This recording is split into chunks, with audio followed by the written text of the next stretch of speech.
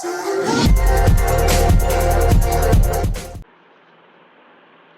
now the topic is drift velocity. This is a conducting wire which is connected by a battery and a switch. This is a switch.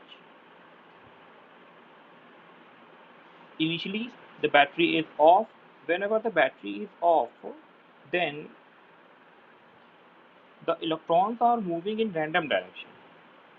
And when the electrons are moving in random direction, then there is no net motion of electron. So there is no net flow of electron. So therefore the average velocity of free electron, before applying electric potential difference is given by u1 plus u2 plus u3 dot dot dot un upon n is equal to 0. So this is your first equation. Okay, by the first equation you got the average velocity of all the electrons present in the conductor before applying electric field.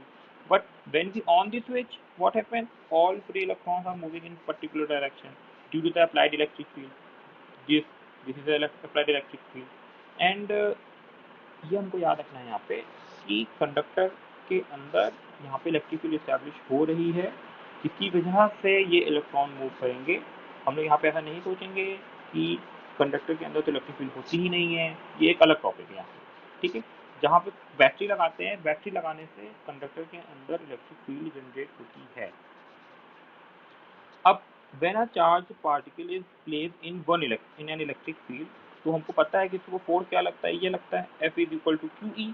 तो यहाँ पे जो Q होगा वो minus ई होगा, क्योंकि जो charge है वो इलेक्ट्रॉन की तरफ, इलेक्ट्रॉन मूव कर रहा है यहाँ पे, तो चार्ज होता है माइनस ई, तो फोर्स हो गया माइनस ई ई। मैंने यहाँ से एक्सेलरेशन निकाल लिया, F is equal to minus E E, F की जगह पे मास इंटू एक्सेलरेशन रखा सेकंड लॉ ऑफ मोशन से, और फिर वहाँ से एक्सेलरेशन की वैल्यू निकाली minus E E upon M. Small E charge of electron है, capital E applied electric field, और एम मास ऑफ इलेक्ट्रॉन है। तो now due to this acceleration each electron get new velocity, क्योंकि पहले से वो मूव कर रहे थे u1 u2 u3 इस तरह से। अब क्या हो रहा है यहाँ पे कि जो पार्टिकल्स हैं हमारे पास वो अलग अलग इनिशियल वेलोसिटी अलग अलग थी, तो उनके पास फाइनल वेलोसिटी भी अलग आएगी। जो फर्स्ट इक्वेशन ऑफ मोशन है मैंने वो यूज कर लिया, तो वो आ गया u1 is equal to u1 is equal to u1 plus a tau one, v2 is equal to u2 plus a tau two. इस तरह से nth इलेक्ट्रॉन के लिए क्या आ गया, vn is equal to un plus a tau n। अब tau one tau two tau three क्या है, tau one tau two tau three is called time taken between two successive collision. Two successive collision का मतलब क्या है कि जैसे अगर इलेक्ट्रॉन आगे बढ़ेगा, जैसे आपको ये मान के चलिए, जैसे मान लीजिए ये इलेक्ट्रॉन है और ये इलेक्ट्रॉन इस तरफ जा रहा है, तो ऐसा तो है नहीं कि रास्ते में इसको एक कंडक्टर के अंदर कुछ नहीं मिलेगा, उसके अंदर और भी बहुत सारे एटम्स मिलेंगे जो स्टेशनरी होंगे, जो स्टेशनरी इलेक्ट्रॉन्स होंगे, तो ये सब कोलिजन करते करते आगे बढ़ता है। तो ऐसा नहीं होता है कि इलेक्ट्रॉन बस एक जगह से शुरू हुआ और एक स्टेट निकल गया, ऐसा नहीं होगा, वो कोलाइड करते करते आगे बढ़ेगा। तो कोलिजन की वजह से क्या होगा कि उसकी स्पीड जीरो हो जाएगी आफ्टर कोलिजन, लेकिन क्योंकि अप्लाइड इलेक्ट्रिक फील्ड लगी हुई है, due to this applied electric field वो अगेन एक्सिलरेट होगा, फिर से वो चलना शुरू कर देगा। तो इसलिए यहाँ पे tau one tau two tau three जो है अभी हम लोगों ने अलग अलग टाइम लिया। तो अब हम देखना चाहते हैं कि इनका जो एवरेज वेलोसिटी आएगा वो कितना आएगा। तो now average velocity of electron, average velocity of free electron after applying electric field, velocity of free electron after applying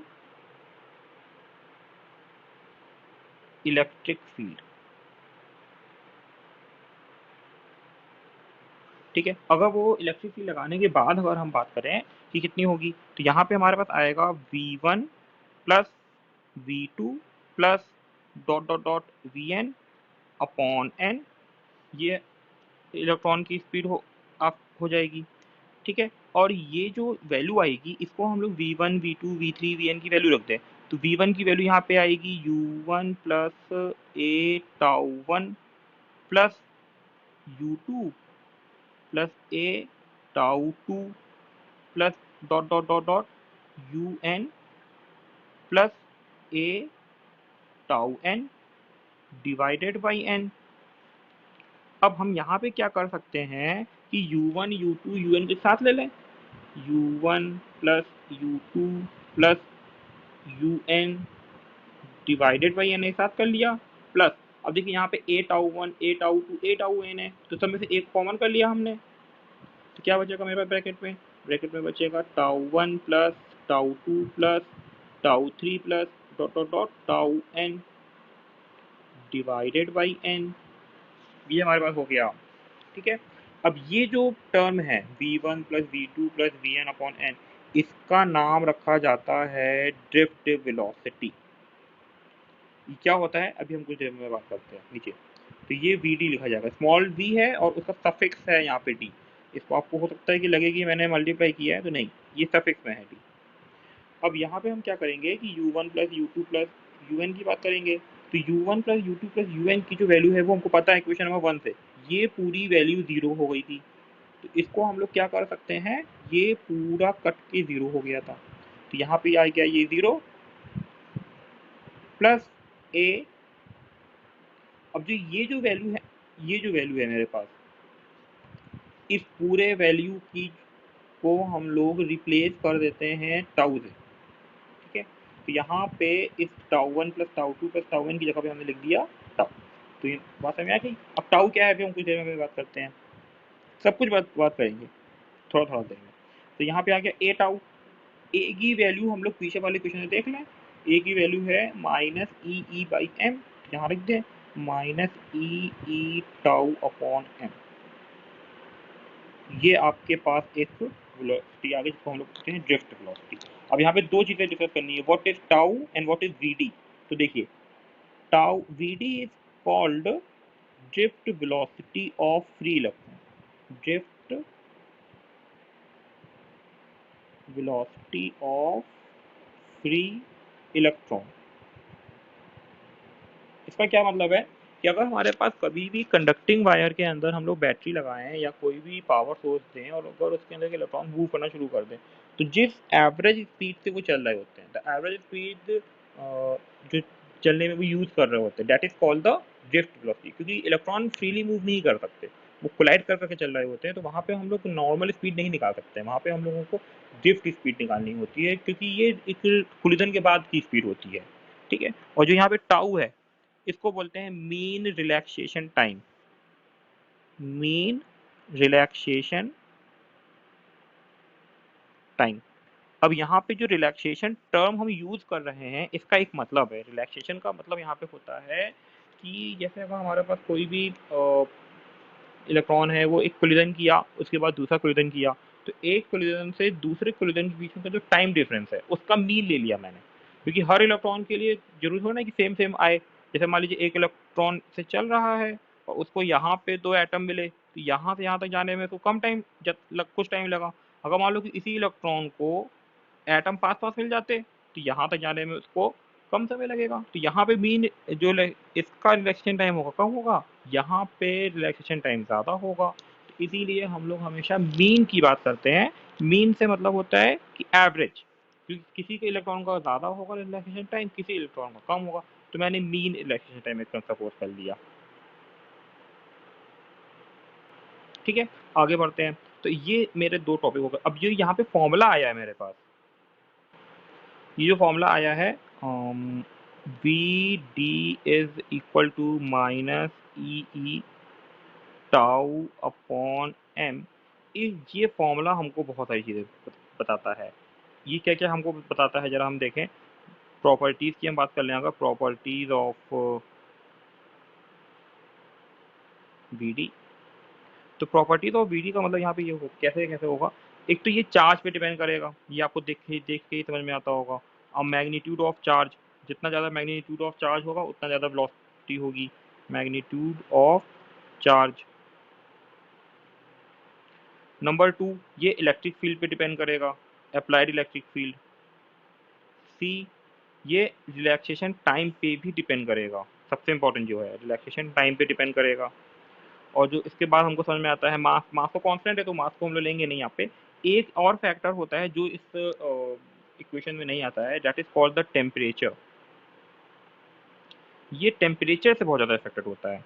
अब इस पे क्वेश्चन भी आता है कि how the drift velocity depend on temperature. ये सीबीएसई का बहुत ही इंपॉर्टेंट और बहुत ही फेमस क्वेश्चन है, हर साल कभी ना कभी पूछ लेते हैं ये अल्टरनेट ईयर्स में। तो इसका एग्जाम टेम्परेचर पे कैसे डिपेंड करता है, इसको आप देखिए। देखिए, अगर कोई भी इलेक्ट्रॉन है, ठीक है, और ये एटम से कोलिजन कर रहा है, जैसे यहाँ पे उसने कोलिजन किया इस वाले पॉइंट पे, और इस वाले पॉइंट से कोलाइड करके वो इस वाले पॉइंट पे आना चाहता है, ठीक है। अगर हम टेम्परेचर बढ़ा दें, सपोज करिए हमने टेम्परेचर को इंक्रीज कर दिया, तो क्या होगा कि इसकी जो इंडिविजुअल या जो कंडक्शन वेलोसिटी है वो बढ़ जाएगी। ये इलेक्ट्रॉन ज़्यादा तेजी से मूव करेगा। जब इलेक्ट्रॉन ज़्यादा तेजी से मूव करेगा तो यहाँ से यहाँ तक आने को कम टाइम लगेगा। जब कम टाइम लगेगा तो आप बताइए कि फिर नंबर ऑफ कोलिजन ज़्यादा होंगे कि नंबर ऑफ कोलिजन कम हो जाएंगे।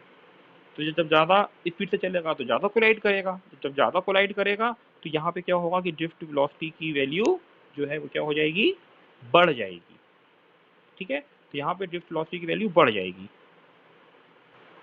आपको ऐसा लग रहा होगा कि ड्रिफ्ट वेलोसिटी की वैल्यू बढ़ जाएगी, लेकिन ऐसा एकदम गलत है, ऐसा नहीं होगा। क्योंकि जब यहाँ पे ये दोनों के बीच में जो लगने वाला टाइम है वो कम हो गया, तो सारे टाइम कम होते जाएंगे, तो जो मीन रिएक्शन टाइम है वो भी डिक्रीज हो जाएगा। और जब मीन रिएक्शन टाइम डिक्रीज हो जाएगा तो यहाँ पे टाउ कम हो गया, तो ड्रिफ्ट वेलोसिटी की वैल्यू कम हो जाती है। तो ये एग्जाम में क्वेश्चन आता है, मैं इसको अच्छे से लिख दे रहा हूँ, आप स्टेटमेंट बना के लिखेंगे एग्जाम में कि when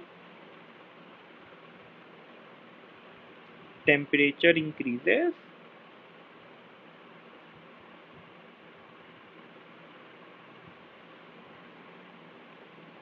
the time taken between two successive collision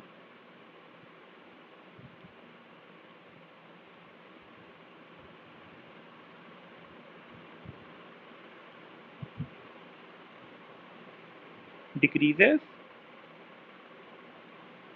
due to which mean relaxation time also decreases, which gives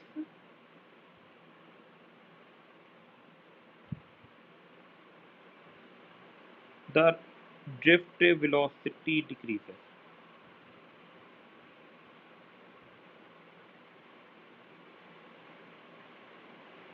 Means as temperature increases, drift velocity decreases. ये याद रखना है, ये बहुत ही इंपॉर्टेंट है। बच्चे जनरली इसमें उल्टा लिख देते हैं कि as temperature increases drift velocity increases, तो ऐसा नहीं होता है। Now the definition of drift velocity is drift velocity is the average uniform velocity acquired by free electron inside a metal by the application of electric field. Whenever we applied external electric field, then the electrons are moving in particular direction with drift velocity. It is not to move with the conduction velocity. It is moving with drift velocity after applying the electric field. And when we not apply the electric field, then all electrons moving with the conduction velocity and all the velocities are in the random direction. Okay, ये दो चीजें याद रखनी होती है। इसमें एक चीज हम और लिख बता देते हैं यहाँ पे कि द एवरेज ड्रिफ्ट वेलोसिटी की जो वैल्यू होती है, एवरेज की हम बात कर रहे हैं, एवरेज ड्रिफ्ट वेलोसिटी की जो वैल्यू होती है वो होती है 10⁻⁻⁴ मीटर पर सेकेंड। और जो एवरेज कंडक्शन वेलोसिटी होती है, average conduction velocity, conduction velocity का मतलब होता है जब इलेक्ट्रॉन थर्मल वेलोसिटी बोल लेते हैं, तो कहीं कहीं कहीं पे थर्मल वेलोसिटी भी बोला जाता है, ठीक है। तो जो इसकी ये थर्मल वेलोसिटी होती है ये होती है 10⁵ मीटर पर सेकेंड। तो ये आप देख सकते हैं कि 10⁵ मीटर पर सेकेंड कहाँ है और 10⁻⁻⁴ मीटर पर सेकेंड कहाँ पे है, ठीक है। तो ये भी आपको याद होना चाहिए, समझ में आना चाहिए कि जो थर्मल वेलोसिटी वो बहुत ज़्यादा है। थर्मल वेलोसिटी का मतलब जो उसके अंदर खुद का टेम्परेचर उसकी वजह से जो मूव हो रहा है, और ड्रिफ्ट वेलोसिटी का मतलब जब हम इलेक्ट्रिक फील्ड अप्लाई कर रहे हैं, बैटरी अप्लाई कर रहे हैं, उसके बाद जो इलेक्ट्रॉन्स मूव कर रहे हैं उसकी हम बात कर रहे हैं। Now there are some another factor also which affect the drift value of drift velocity. तो number 5, the 4 is number 4 हम पहले पढ़ चुके हैं। The area of cross section the number 5 is area of cross section.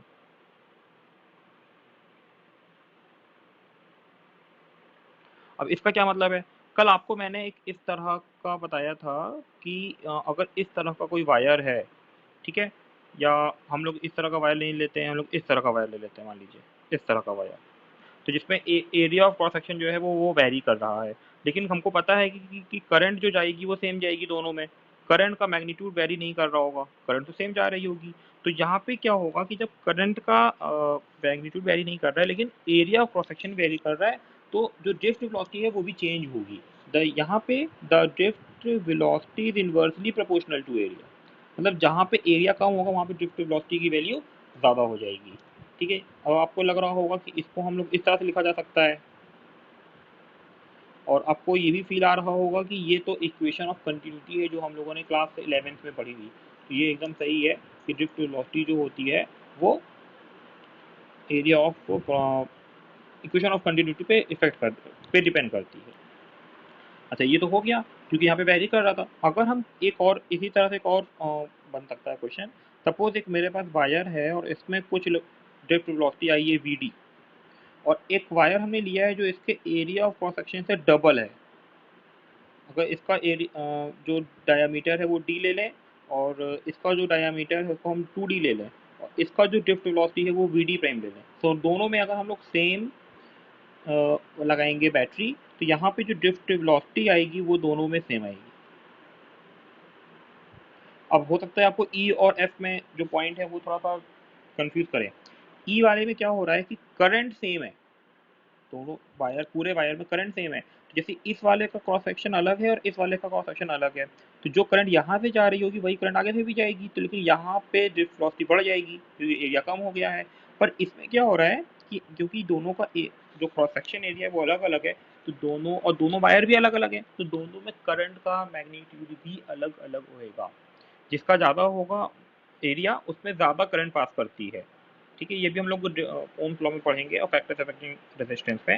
तो इसलिए यहाँ पे क्या होगा कि ऐसा नहीं होगा कि अगर हम लोग वायर है और उसको हम लोग मोटा वायर कन्वर्ट कर दें तो ड्रिफ्ट वेलोसिटी जो होगी वो बढ़ जाएगी, ऐसा नहीं। अगर हम लोग वायर है उसको हम यूनिफॉर्मली अगर थिकनेस को बढ़ा देते हैं इस तरह से, तो उसकी ड्रिफ्ट वेलोसिटी पे कोई इफेक्ट नहीं पड़ेगा जब तक कि करंट सेम नहीं है। अगर करंट सेम रहेगी दोनों में तब तो इफेक्ट पड़ेगा, लेकिन अगर करंट अलग अलग है तो यहाँ पे ड्रिफ्ट वेलोसिटी पे कोई इफेक्ट नहीं पड़ेगा। Now, the next topic is mobility. What is mobility? It is defined as drift velocity per unit electric field. Mobility is defined as drift velocity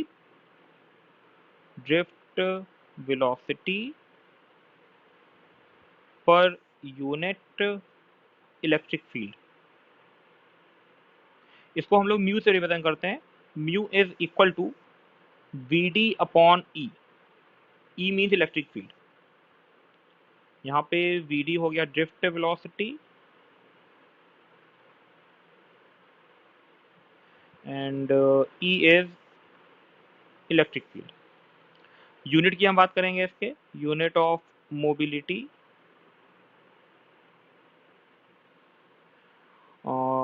VD की स्पीड होगी मीटर पर second, और electric field की होती है Newton पर coulomb.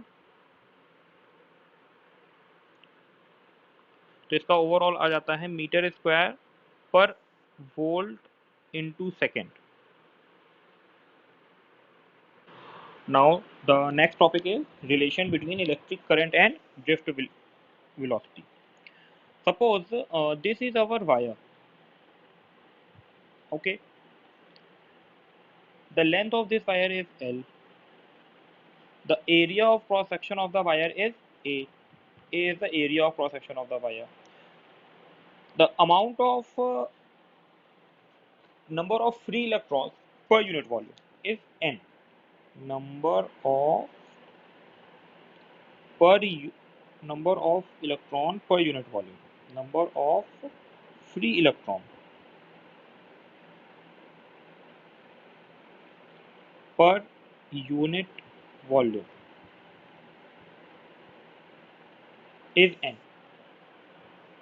Okay, अब हमको यहाँ पे ये सोचना है कि सपोज इसमें जो इलेक्ट्रॉन्स हैं वो मूव कर रहे हैं, और जब इलेक्ट्रॉन्स मूव करेंगे तो हमको पता है कि इसके अंदर कोई इलेक्ट्रिक करंट फ्लो कर रही होगी, तो हमको इलेक्ट्रिक करंट नहीं, की वैल्यू और ड्रिफ्ट वेलोसिटी के बीच में एक रिलेशनशिप फाइंड आउट करना है। This is the direction of current. अगर करंट का डायरेक्शन जो है वो राइट में है तो हमको पता है कि इलेक्ट्रॉन जो होंगे वो लेफ्ट में मूव कर रहे होंगे इस तरह से। ये हमने पहले ही बताया हुआ है, the electrons are moving in the opposite to the direction of current हमेशा। तो इस तरह से हमारे इलेक्ट्रॉन्स मूव कर रहे होंगे लेफ्ट डायरेक्शन में। अगर इलेक्ट्रॉन्स मूव कर रहे होंगे तो ये कोई स्पीड से मूव कर रहे होंगे, तो इनकी स्पीड क्या होगी, वो ड्रिफ्ट वेलोसिटी होगी। लास्ट टॉपिक में हमने देखा अगर इलेक्ट्रॉन ड्रिफ्ट स्पीड से मूव कर रहे हैं किसी कंडक्टर के अंदर, तो आप जरा ये बताइए कि in time delta T, suppose कर लीजिए कि इस एंड से इस एंड तक जाने में इलेक्ट्रॉन्स को टाइम लगा delta T, that electron take delta t time from one end to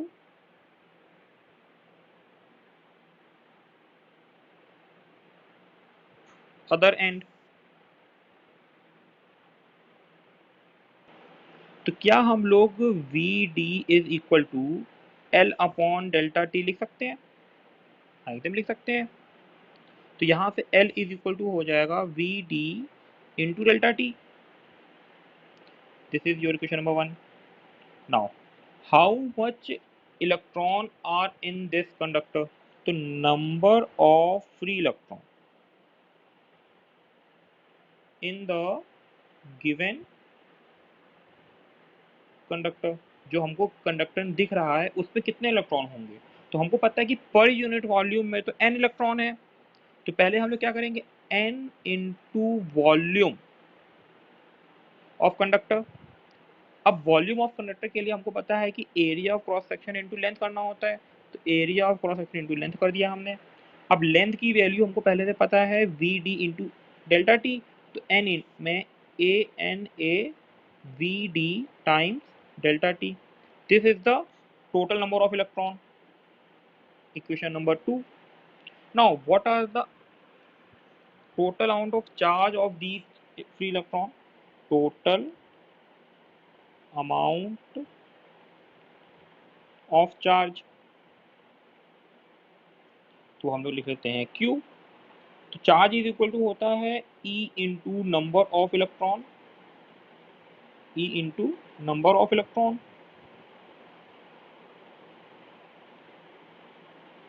तो E की जगह पे E रहेगा, इलेक्ट्रॉन नंबर ऑफ इलेक्ट्रॉन हो जाएगा N A V D delta T. तो यहाँ पे आ जाएगा Q is equal to E N A V D times delta T. Now the current flowing in the given conductor, और जो करंट होगा उसे हम निकालना चाहें तो वो होता है Q अपॉन डेल्टा टी। तो Q की जगह पे Q की वैल्यू रख दें, E N A V D times delta T upon delta T.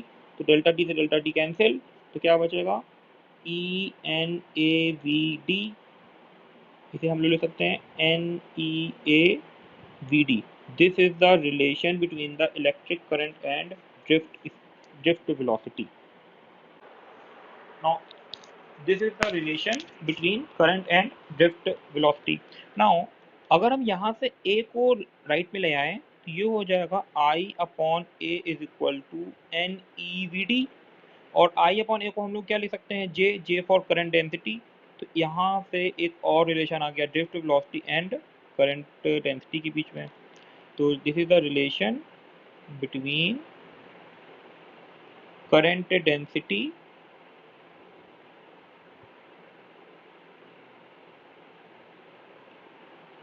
and drift velocity।